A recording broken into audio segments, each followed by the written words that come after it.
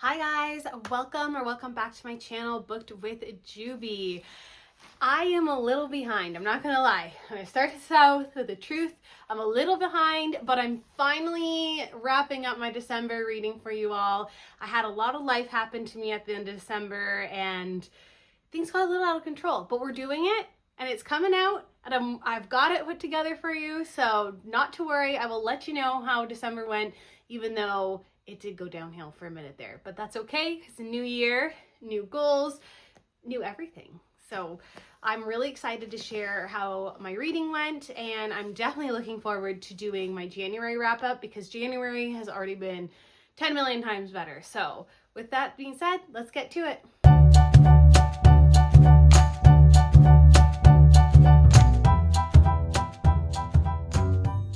Okay, so I started December off with a little fantasy duology, which if you know me, you know I love a little duology or a little trilogy, something like, just like a little fun thing to read. It's not too big of a commitment, but is just enough to like keep it going a little longer, if you know what I mean. But I started off with The Heartless Hunter, and then I followed it up with The Rebel Witch, which is the Crimson Moth duology. It's a fantasy duology by Kristin, Ciccarelli. Not sure if I'm saying that correctly.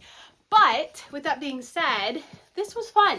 Was this the best fantasy I've ever read? No, it wasn't. I'm going to be honest with you. I really enjoyed it. I think I rated it like a 3.5, 4. Like, it was a good time. I wouldn't necessarily read it again if I'm being so truthful with you. But is it worth the read? Yeah, I think so. It was a little weird, but you have to also keep in mind it is technically a YA. So it is written a little bit more, I guess it's written more towards that target audience, if that makes sense. But truthfully, this was probably my favorite books of December, or some of them anyway. I did enjoy them a lot. So in this book, we're following Rune. It's set in a post-revolution world where witches are being hunted, and Rune basically plays two characters. She has a double life. She is a socialite. She's very well known. She kind of plays the dumb ditzy part a little bit, like, but then on the other hand, she's also this like witch who is trying to save all the other witches. And basically she has to keep her identity secret while she's trying to save the other witches and get them off this island. And this book is definitely like secret identities, enemies to lovers, so hard. Like, it's the ultimate enemies to lovers, which is really fun. There's that tension. It's a slow burn romance, and basically it's like the witch and the witch hunter.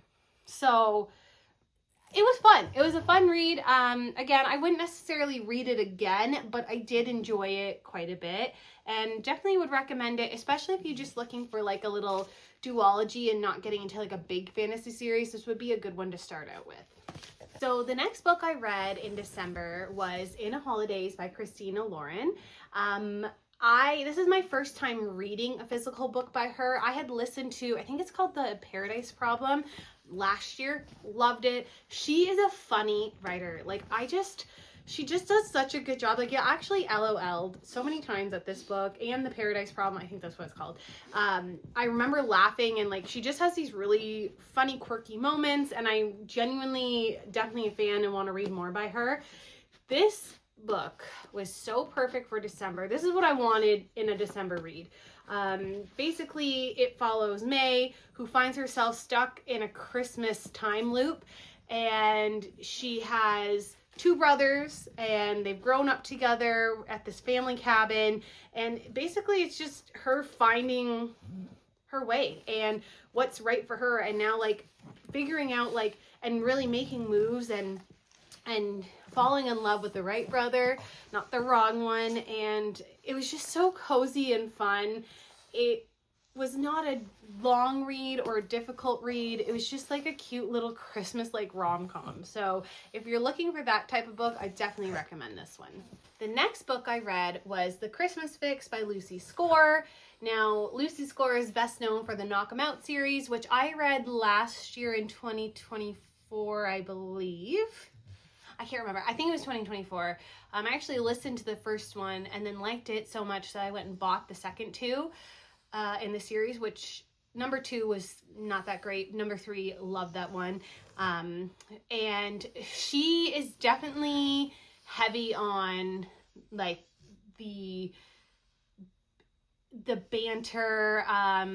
She is definitely a little more spicy of a writer. This one kind of follows the same suit as the Knock 'Em Out series. You know, you got small town,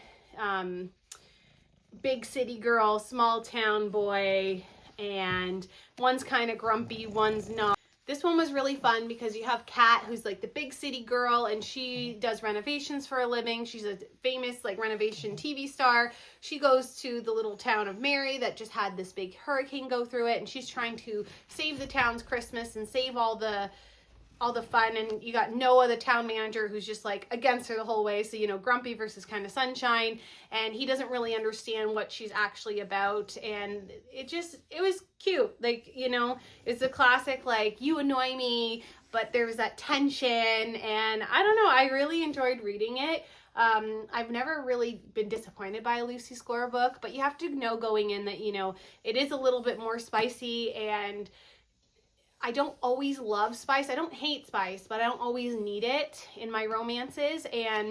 But once in a while it's fun, and I had a good time reading this one. I think I gave it like a 3.5, it's a great little Christmas like Hallmark book. So if that's what you're looking for, this is the one for you. So the last book that I physically read in December was Winter Garden by Kristin Hannah. I have been jonesing for historical fiction, and Kristin Hannah is one of the best. I also really like Kate Morton. If you haven't read any of her books, same vibe as Kristin Hannah, just excellent stories, and you can really get lost in them. This one, I'm not going to lie to you, it took me a minute to get into it. It basically follows these two sisters and their parents, and the mom was always very elusive and didn't really pay a lot of attention to the daughters, and the father passed away, and now they're all reconnecting, and the mother is telling them her story because that was the father's last request, and she came from Russia, and she always told her story as like a fairy tale. So the story starts out with her telling the story as a fairy tale, and then kind of morphs into her turning into the character. It was a smidge slow for me at the beginning. I'm not going to lie to you. And it was a little bit repetitive. And I almost like didn't want to finish it. And I think I was going to give it like a 3. Like, I didn't hate it, but it wasn't my favorite. But I think I ended up bumping up to a 4 because the ending, like this chunk right here, was so good that it kind of made up for the rest of it. And it's, again, not that I didn't enjoy the book, it just was not one of my favorite Kristin Hannah's, and it took me a little while to get into it, and it was just like a little bit too slow of a burn, if that makes sense. But overall, really enjoyed it, and it was very beautiful.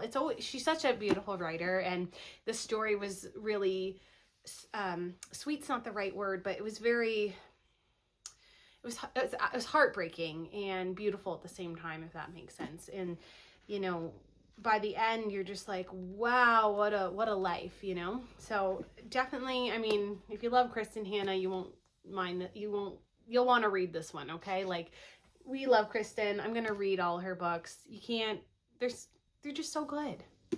Okay, let's talk audiobooks. For December, I did 3 audiobooks. The first one that I listened to was The Christmas Escape by Sarah Morgan.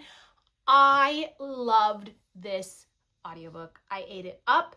The story was so cute. It was like the exact Christmas vibes I wanted, and I couldn't stop listening to it. It was so stinking cute. It was basically, it's just a lovely holiday audiobook. It's centered on friendship, second chances, and unexpected romance. It's set partly in Lapland and also in England. Basically, it follows 2 best friends who are navigating secrets, and I mean best friends. These girls have been best friends their whole life, and they're keeping secrets from each other, marriage struggles and new love all at the same time. And it was just a beautiful story of friendship and marriage and love, and it was just a cute little Christmas book. And it wasn't so Christmassy, if I'm being honest with you. It was kind of Christmas adjacent. So it wasn't like that Hallmark Christmas, like shoved down your throat. But it had a lot of Christmas. It was at Christmas time and had a lot of Christmas adjacent stuff. So if you don't want it to be too Hallmarky, this would be a really good one to read, because it's not straight Christmas. It's just like little sprinkles of Christmas with like an actual story. And the audiobook was so wonderful to listen to. I really couldn't stop listening to it, and I enjoyed it so much. And I believe I gave this one a 4 out of 5 stars. And I definitely want to check out more Sarah Morgan books, because if that's how she's writing, I want to listen and read, okay? So the next audiobook I listened to was actually one of my subscribers had recommended that I give this book a go, and it was Skipping Christmas by John Grisham. Now, if you know this book or know anything about it, there's a movie they've done on it, which is Christmas with the Cranks, with Tim Allen and can't remember the other girl's name. Oh, Jamie Lee Curtis. And that is an excellent Christmas movie. It's so funny, and I will say this is a very short audiobook. I think it was only 4 hours, so that also was a big check, because sometimes you don't necessarily want to listen to like a 10-hour Christmas book. Now, I do, because I love Christmas. But if you just want like to get a little Christmas book out of the way, this would be a perfect one for you.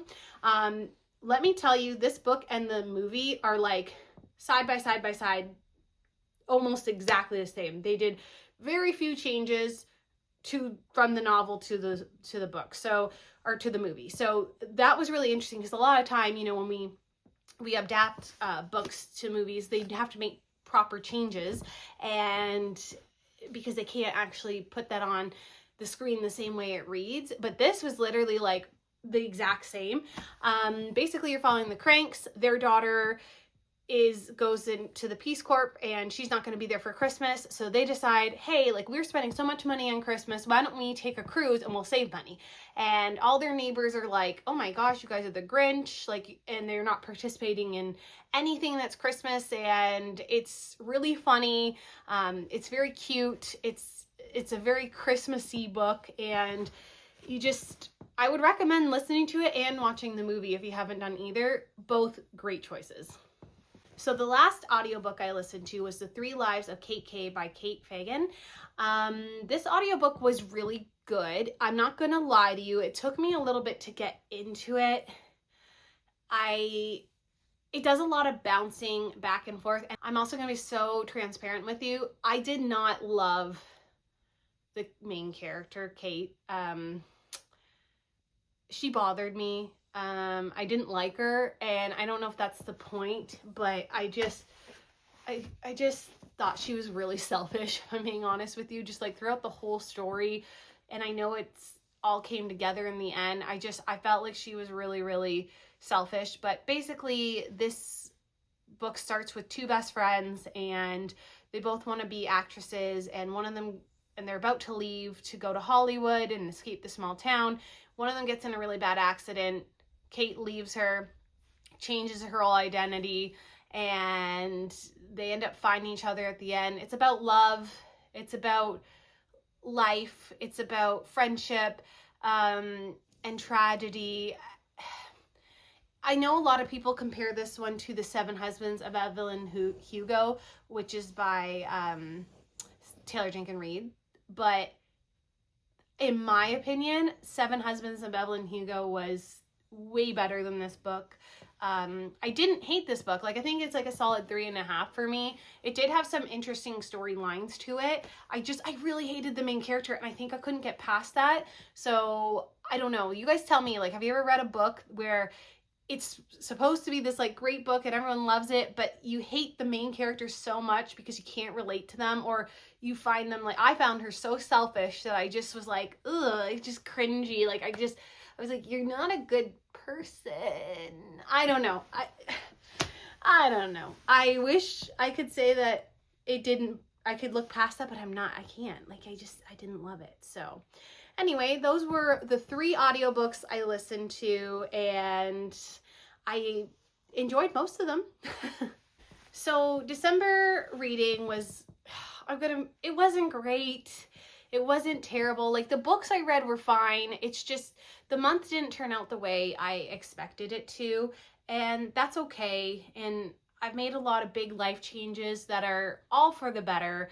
But with that being said, my December, and this is a good lesson for myself, for anyone else, sometimes, things don't work out the way you think they're going to. And we have to be able to adapt.